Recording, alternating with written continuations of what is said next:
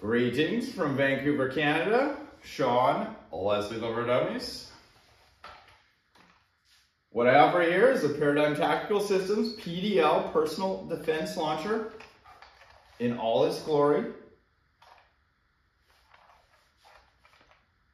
This thing is an absolute work of art. There's simply nothing like it on the market right now. So I'd like to start this video out by saying thank you to Dave at Paradigm Tactical for creating this monster.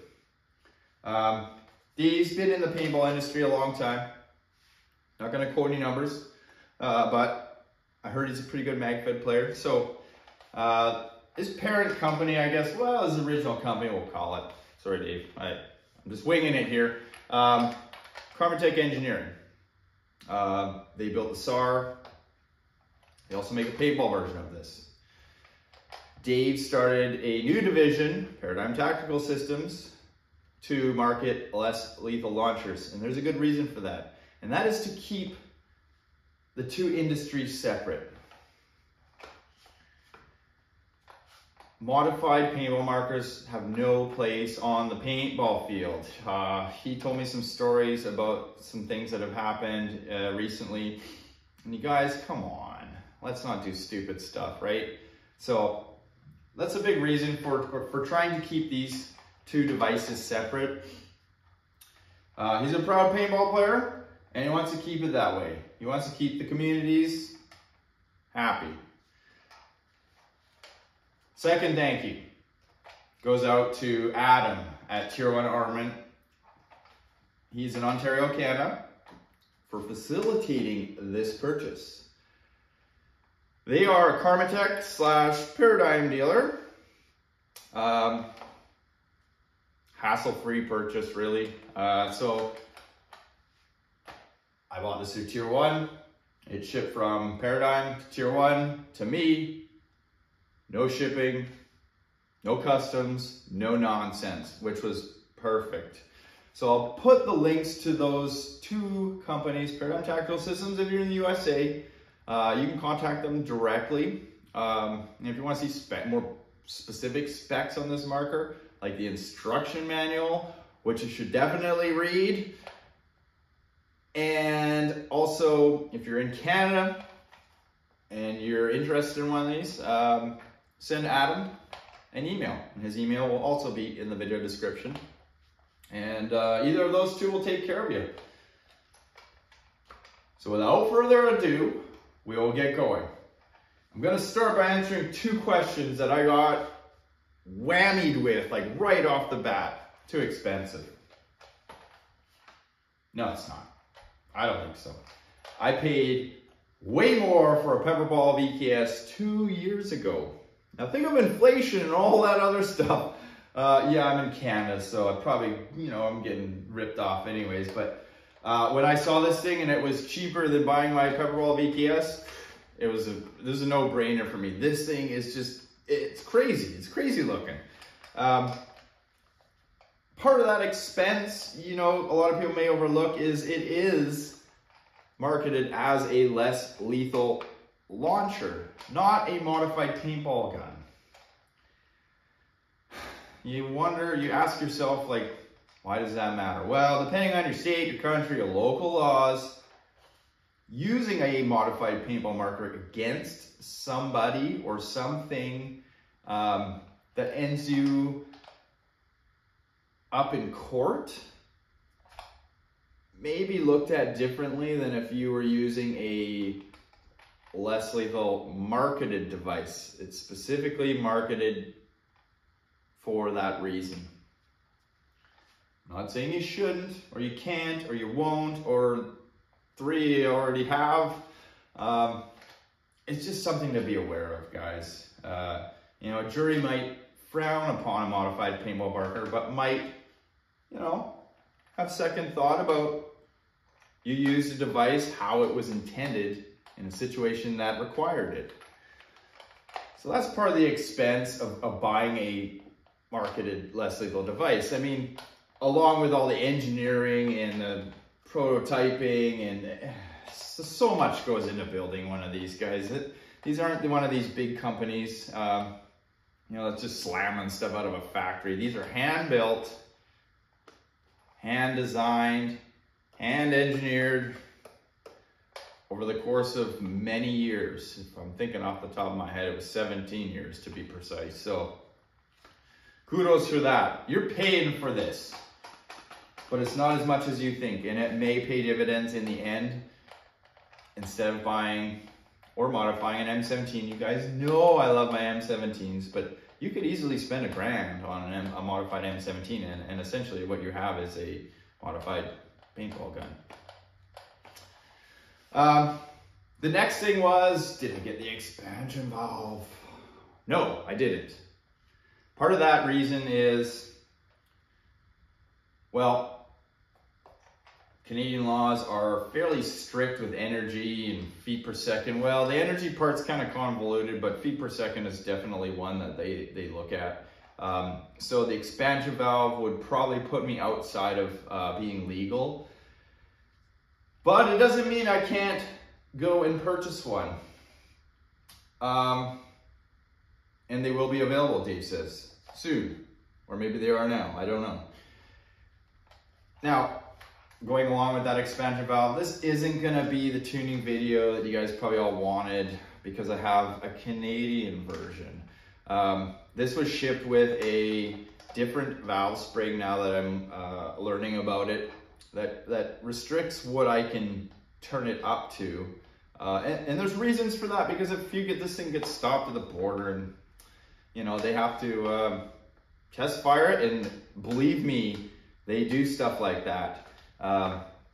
It can't exceed those limits. So it's here, it's safe. Dave promised me that the spring is going to be coming shortly. So we're going to do a follow-up video, obviously, for that. This video is going to be kind of a rundown of what I've learned about this marker in the last 3 days. Some quirks about it that may be interesting to you. It may influence your decision on purchasing one. So let's just get on the table and poke around. So it's a pretend box opening. This is what you would get if you ordered one of these bad boys. Cool looking carton. Open it up. What you get inside is a sheet with Dave's personal signature on it that this has been tested at a velocity of 350 feet per second with a 3-gram projectile. And your serial number. You get your launcher. And if you dig around in here, you also get a magazine, an extra magazine. So 1 magazine, 2 magazines. Okay, so let's have a closer look at this. Tip to butt, so they say. Barrel is a 13-inch barrel, 10 inches of rifling, 3 inches of sound suppressing porting. You get an aluminum 13 cubic inch, 3000 PSI bottle, Ninja regulator. You have your trigger here, your safety here.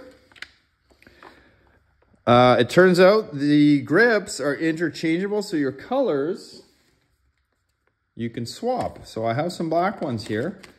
Dave, thank you for that. The neon green looks actually awesome. You have your on-off button. This is like the most skookum thing, ever. If you're familiar with slide checks, this functions like a slide check. So marker is in the off position right now. You can see it's protruding on this side. I'm going to air it. Marker is aired. Marker is not aired. And you hear that hiss and that bolt pop? Well, in this state, with this marker in the off position, there is no air on any of the internals here. So there's no stress on this. Air is only in your bottle. There's no pressure on your pin. Functioning this on off actually causes a pin internally here to press on the valve pin of your regulator and then release the air. So your bottle is like in a resting state essentially. So this marker is pretty much always ready to go. So that's pretty awesome. You got your pick rail up top here. You have also a pick rail here, which this is aluminum. It's part of the, I guess I'm gonna call this the upper receiver. You have your mag release, which is right here on the bottom. So it's very easy to use. You kind of just cradle your mag, press the button, and away you go. Going out back here, we got a bunch of pins. These are all quick takedown pins for disassembling your marker, maintenance, what have you. And in the rear, you have a rubber buttstock plate here. These two pins that have the rings on them. Pull out quickly, remove your cap. What you're gonna find down here is the engine, which is this one up top here. So this is your bolt. This brass one right down there, that is your velocity adjuster. A very important thing about this velocity adjuster. Counterclockwise increases velocity. Clockwise, it decreases velocity. This is why you have to read the manual, Sean. Yeah, that caused me a little bit of grief. This is a closed bolt system. This is completely new to me, so bear with me. I may kind of fumble through it. I may use the wrong terms. There are more experienced people out there probably than me in regards to this system. The way this system works is, well, this is your bolt right here, kind of in the silver spring part. It's 100% closed right now. And when you pull the trigger, the bolt opens, a round inserts, and the bolt closes, but doesn't fire until you pull the trigger next. That's how you load this marker. But then each additional round is just picked up normally. I'll demonstrate that here in a few minutes. What this offers is it's super high efficiency. This marker operates on, I believe, about 450 PSI. And for those of you out there, they're thinking, well, I'll just crank the output up on my bottle. Well, from what I can gather, the way the system's designed, it uses macro line and some other doodads that get air from the front to the back. Well, this line is only rated to accept a certain amount of pressure, and the manual states maximum 750 PSI output from your bottle. You exceed that, you're probably gonna burst the line, blow a fitting. Who knows? I may never get there. So essentially that is the reason this thing can operate so well on low pressure, is because it is a closed bolt system. Now, this is probably where I'm gonna be wrong. This, in my opinion, is a detentless marker. And I say that because I don't see any detent. And, well, actually I do. There is a little tiny one I can kind of see actually when I look in the in this forward breech here. But I don't know exactly how it functions. But what I can tell you is, you know, it doesn't operate the way our regular detents do. So I'm going to remove the barrel and I'm going to demonstrate that for you. So we're just going to go through the whole process. So if you wanted to remove your tank, first of all, make sure your marker is degassed. You must remove your barrel to remove your tank. These barrels are auto-cocker thread. We'll get to that. Why it's important. This barrel system is part of this launcher. They perform together in fluid motion. Okay, so barrel's out. Tank, to get your tank out, obviously, again, degas. You unscrew it. In my case, I've learned the gauge has to be in the downward position to pull it out. So I know exactly where that is now. And when it's like that, I can slide my bottle out. But if I go in with the nipple down, I won't be able to do that.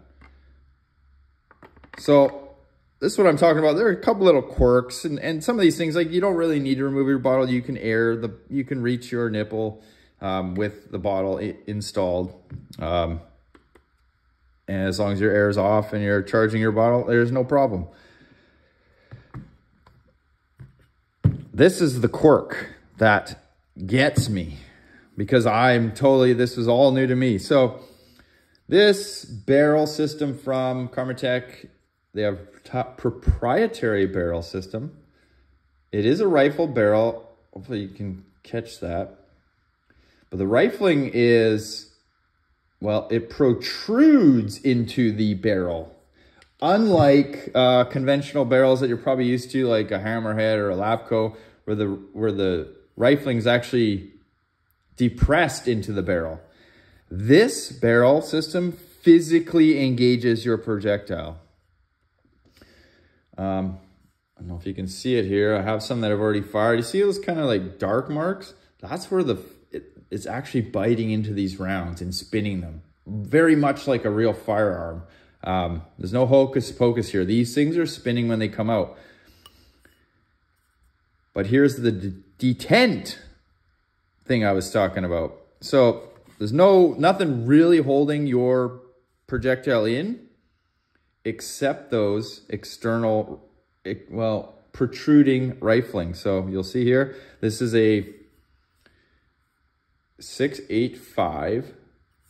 These rounds are 6.84.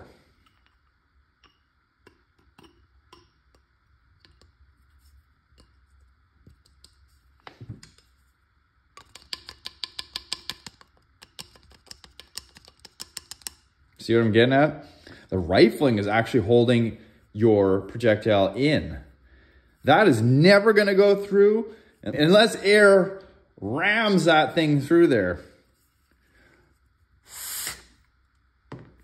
Same goes for your balls.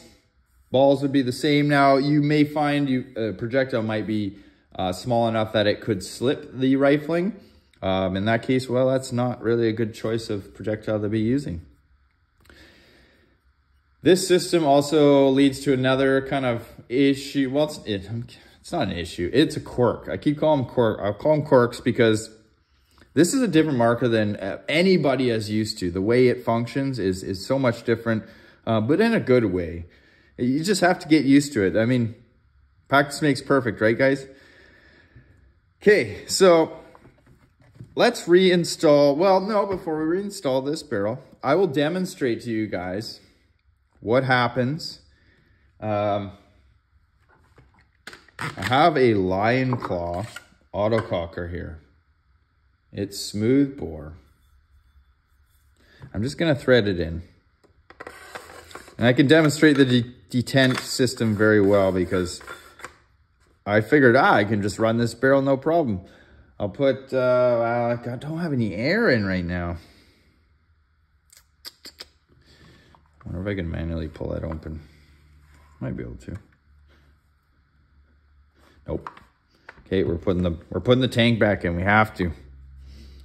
And to put the tank in, we have to have the barrel out.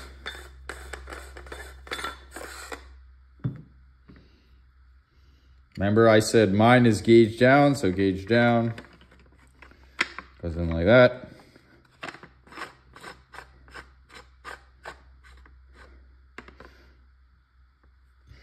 Put the barrel in.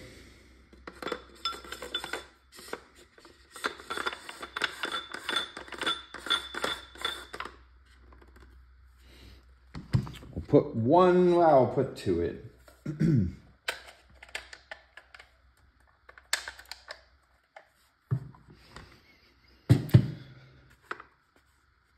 Air the marker up.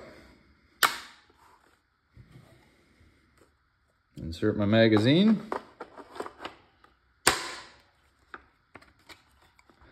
Now, this is where the cork comes in.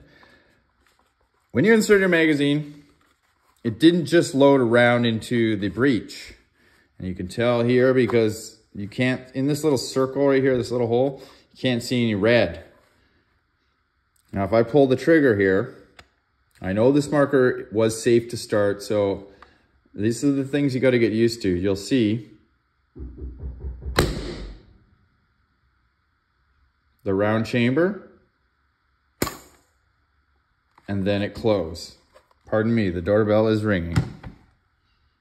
Okay, where were we? So the round is chambered now, but I have this lion claw smoothbore in.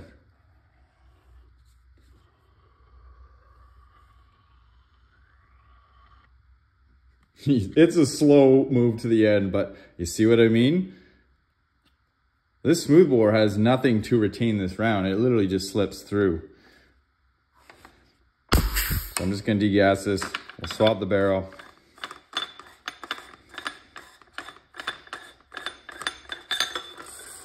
I will find a use for that. We'll put the factory 10-3 barrel back in.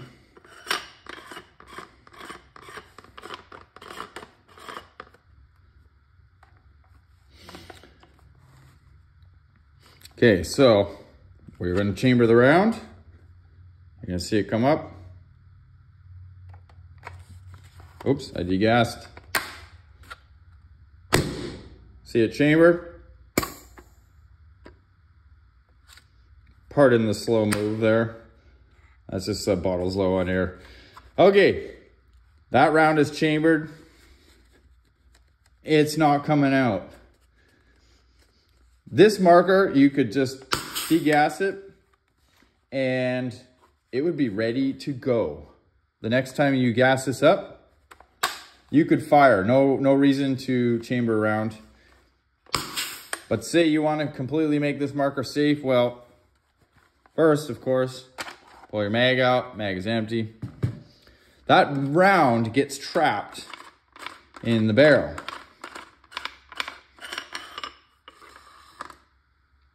See you there? Now, I just blew the round out, the mag's out. This marker is clear. Now you see what I mean by quirks? It's not terrible. I mean, these are workarounds for the type of closed bolt system this is. And it's not that bad. I've had this for 3 days now, and I'm 100% used to how it functions. Granted, now I'm probably gonna go back to another launcher and I'll be all over the place, but hey, these are things that you need to know. And hopefully maybe this video helps you if you buy one and you need to figure this stuff out. So, what else can I say about it? It's pretty cool. Let's just go shoot it then. I better show you guys loading the magazine. So, I mean, there's no winder on this. There's no lock.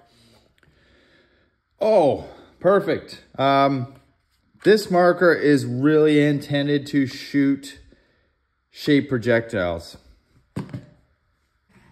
I got some Grimberg jewels here just to show. You can see this catch just barely catches them. Whoa, and then it's already shooting out. The Karmatech version of this magazine will shoot round ball. So we're gonna give that a try.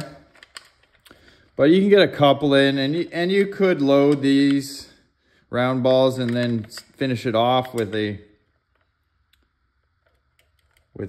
shape projectile like that. If you really want to shoot round ball, so I may try that. But the reality is the magazine you get is designed for shape projectiles. And you just drop them in. These are 3.2 gram MCS kinetics. These are nylon rounds. Do not shoot metallic rounds through this thing. they're not less lethal. But that'll surely damage this barrel. And as I just demonstrated, the barrel is part of this entire package. So we'll load these up. And you can see they look like they're not straight and they're angled up. The angled up part, I believe, is part of the actual loading procedure. The way they kind of look crooked in there, it doesn't seem to be a problem.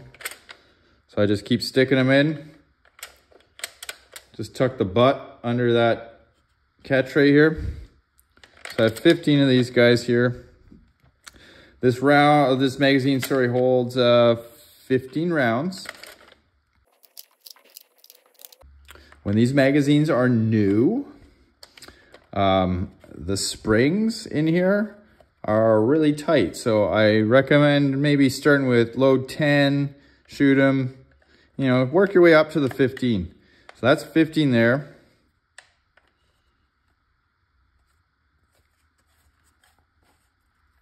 That's it. Let's go shoot this bad boy. What did you learn from that mumbo jumbo? Well, you're firing your marker for the first time. You don't just slap your mag in and start shooting.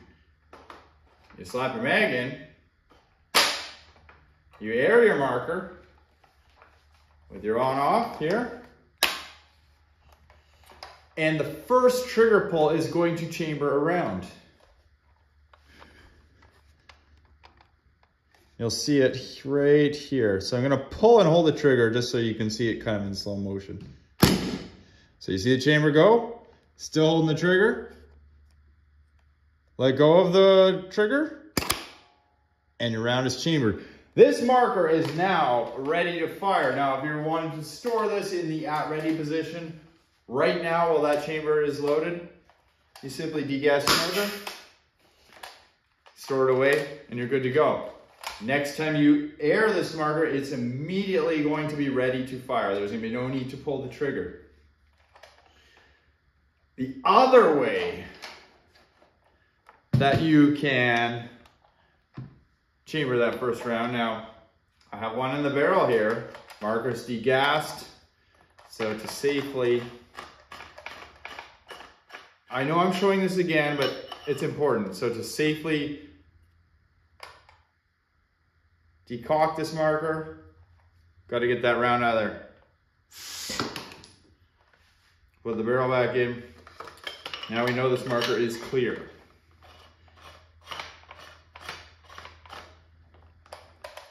The other way that you can load this marker for the first time, gas it up.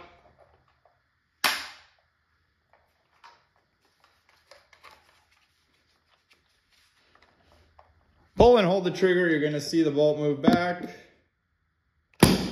I'm pulling and holding, I'm still holding the trigger. Unfortunately, I'm gonna have to let go for a second here. But imagine you did that in this manner. So pull and hold, magazine's ready. And watch that little circle right there. Oh, didn't get it hard enough. Try that again. There you go. See that round pop in there? Now when I release the trigger, because I'm still holding it, we are loaded. This is kind of like the slow motion version, guys. I've been doing this for a couple of days now, and it does happen really fast. It looks complicated, but it really isn't. So, rounds chambered. Let's just fire some rounds. No chronograph, because you'd be sorely disappointed right now. Like I said, this was shipped with some paintball springs in it. That's how it is. But we will have a video coming soon with the upgrades.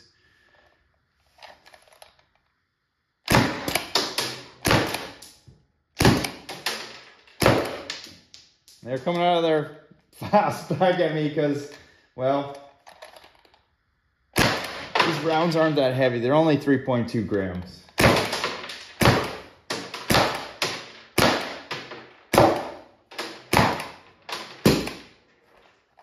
And that's it. We are out. So something I forgot to mention, this marker also has an anti-chop feature for those that are choosing to use chemical rounds. So that if a jam occurs, if your round goes in straight up and down, sideways, left, right, backwards, whatever it may be, the bolt will not chop it in half and spew pepper in your face. It will merely, it'll cycle like it's firing, but the bolt is not actually pressing that round forward. Well, that is it in a nutshell. I know it's not what you guys really wanted, but I had to at least get a video out there to follow up on my post. The marker is functioning. Now, there are some cons. The cons might be those quirks that I talked about and I demonstrated. I don't see them as cons. They're just learning experiences, and practice makes perfect. There's one thing that Dave said: not only these are just less lethal devices used to be used in emergencies, he wants people to get out and just shoot these things. Go have fun in your backyard, shoot some targets, plink with them. This marker is pretty quiet, quieter than any other marker I own, and quieter than some of the air guns I've heard. So practice, shoot it, have fun. It takes time to break these things in. They're hand assembled in the United States. The one thing that you probably heard throughout this whole video, not a con again. I have a hard time picking something like this apart. There's so much work has gone into this. These push pins. 1, 2, 3, 4, 5, 6, 7. They're there for a reason. It's for a quick teardown, obviously, but throughout the video, you've heard them rattling. My crazy OCD always finds me pressing them, like just making sure that they are pushed in. When this marker is degassed and you set it on the table, some of these pins tend to push up like that. And when you gas the marker, all these pins go tight. So there's no risk of them coming out when the marker is aired up. And I don't think there's any risk at all of them coming out just by setting it on the table, but I'm just crazy.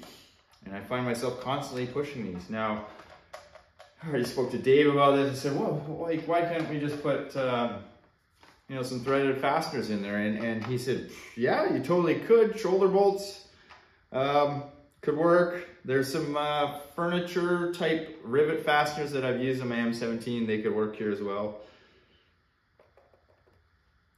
There's a reason why, though. Not just quick takedown.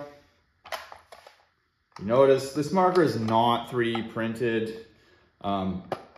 It's some sort of vacuum forming process, I'd assume, but either way, if you put threaded fasteners on stuff, man, you guys will find a way to over torque them.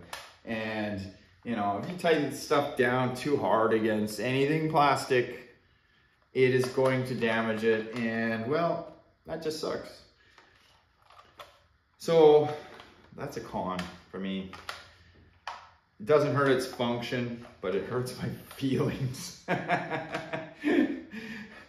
Anyways, guys, I hope you find this video at least a little bit helpful. I know, we'll get to the power testing. For you guys in the United States though, your marker will arrive shooting 19, 20 joules. That is preset by Paradigm Tactical Systems. But it is by no means the limit. I don't know what the limit is from there. But then you toss an expansion valve on. Again, these are all things we're gonna learn together. So, one other thing before you go, guys, if you're living under a rock, check out John at Alternate Arms Self-Defense. That is a YouTube channel. It'll be also down in the description below. he got the pleasure of a personalized experience from Dave over at Paradigm Tactical, where they had a meet and greet, interview, tear down. He got to shoot both versions of what you just saw here. So what you saw here was a PDL. There's also the Overwatch, which is a sniper version. So very informative video. I keep referring back to that because there isn't a lot of information out there yet. But there is an online instruction manual. So go to Paradigm's website, check it out, read it. You'll need to.